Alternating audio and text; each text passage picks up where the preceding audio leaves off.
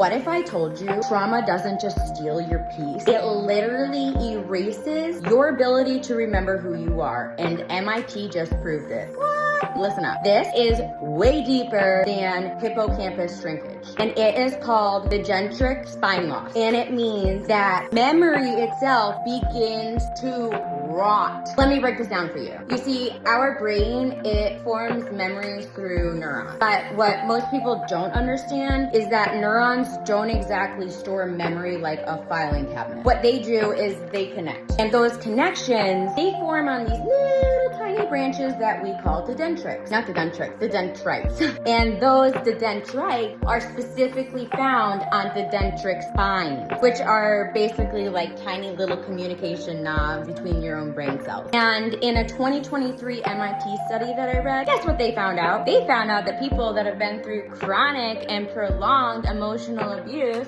our dendritic spines, they start to die off. Woo! But honey, this is not just in your hippocampus. This is all across your brain. I quite literally mean across your major memory and your major learning centers. This means that you aren't forgetful and you aren't disorganized. Your brain is literally losing the ability to store your life, and it is trying to survive without a map. So I invite you to try this simple, gentle reconnection ritual practice with me. You're going to grab a piece of paper, something to write on, and then we're going to grab a pen, something to write with, and I simply just want you to take a nice deep breath, and we're going to write on our page, I remember. And then I just want you to flow with something that makes you feel happy. For instance, I'm going to write, I remember the warmth of my daughter's hands.